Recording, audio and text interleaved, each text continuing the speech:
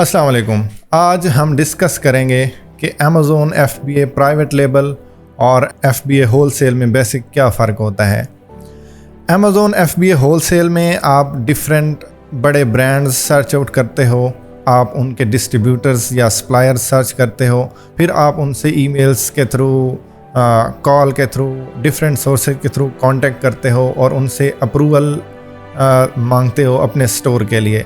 अगर वो आपको स्टोर के लिए अप्रूवल दे देते हैं तो फिर आपके साथ वो अपनी प्रोडक्ट्स की लिस्ट शेयर करते हैं।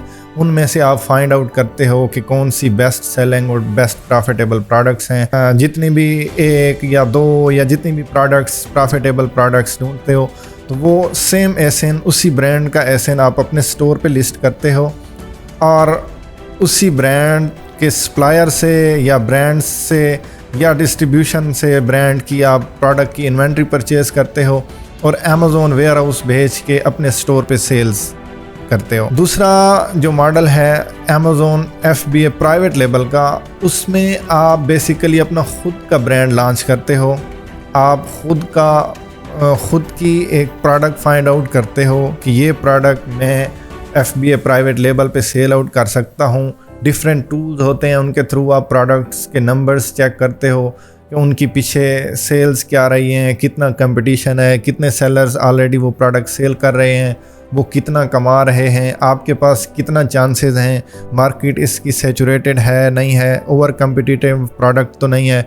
आप डिफरेंट नंबर्स चेक करते हो डिफरेंट टूल्स के थ्रू, जैसे हीलियम है, जैसे जंगल स्काउट है, वायरल लॉन्च है, कीपा है, और भी डिफरेंट टूल्स हैं जिनके थ्रू आप प्रोडक्ट्स के नंबर्स चेक करते हो। और आपको अगर लगता है कि ये प्रोडक्ट आपके लिए बेस्ट है तो आप उस प्रोडक्ट की फिर सोर्सिंग करते हो डिफरेंट कंट्रीज से। आप चाइना से कर सकते हो, कोरिया, जापान, जहाँ से भी आपको वो प्रोडक्ट सस्ती मिल रही हो आप उसकी सोर्सिंग करते हो।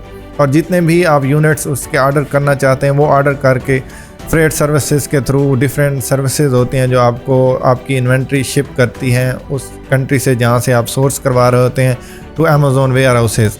आप प्रोडक्ट शिप करवाते हो, आपकी प्रोडक्ट अमेज़ोन पे लाइव हो जाती है और आपकी सेल्स स्टार्ट हो जाती हैं। आप उस पर डिफरेंट एड कैंपेन्स चलाते हो, PPC कैंपेन्स चलाते हो, सोशल मीडिया के थ्रू उसकी एडवर्टाइजमेंट करते हो। उस पर आपका बजट भी स्पेंड हो रहा होता है और आपको उससे सेल्स भी मिल रही होती हैं। आपको प्रोडक्ट को लॉन्च भी करना होता है, उसको रैंक भी करवाना होता है, टॉप नंबर्स पे भी लेके आना होता है, उसकी सेल्स भी लेके आनी होती हैं, सारी चीज़ें आपने करनी होती हैं। इस काम के लिए आपका highly skilful and highly qualified होना ज़रूरी है, आपके पास एक्सपीरियंस होना ज़रूरी है।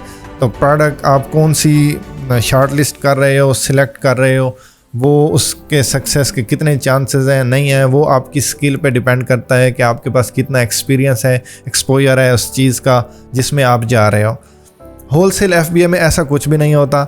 उसमें सिंपली आप बड़े ब्रांड्स फाइंड आउट करते हो जो कि ऑलरेडी रैंक होते हैं, जिनकी थाउजेंड्स में सेल्स होती हैं, उनके सेल्स नंबर आप चेक करते हो, उनके पास आप जाते हो और अप्लाई करते हो अप्रूवल के लिए। न्यू स्टोर्स के लिए बड़े ब्रांड्स अप्रूवल्स नहीं देते तो आपको शुरू में छोटे ब्रांड्स पे या उनके डिस्ट्रीब्यूटर्स पे ही तकिया करना पड़ता है। उसके बाद जैसे जैसे आपके स्टोर की हिस्ट्री बनती है, उस पर सेल्स आती हैं, उसकी फीडबैक बनता है स्टोर का, तो आपको बड़े ब्रांड्स भी आहिस्ता आहिस्ता आपको अप्रूवल देना स्टार्ट कर देते हैं। आप सेम उन्हीं का एसएन अपने स्टोर पे लिस्ट करते हो, उसी ब्रांड से या उसके डिस्ट्रीब्यूटर या सप्लायर से आप इन्वेंट्री परचेज़ करते हो और अमेज़ोन पे सेल्स करते हो। आपका दरमियान में प्रॉफिट मार्जिन होता है 20%, 30%, जितना भी वो प्रोडक्ट पे और ब्रांड्स की सेल पे और उनकी सोर्सिंग पे डिपेंड करता है। Thank you.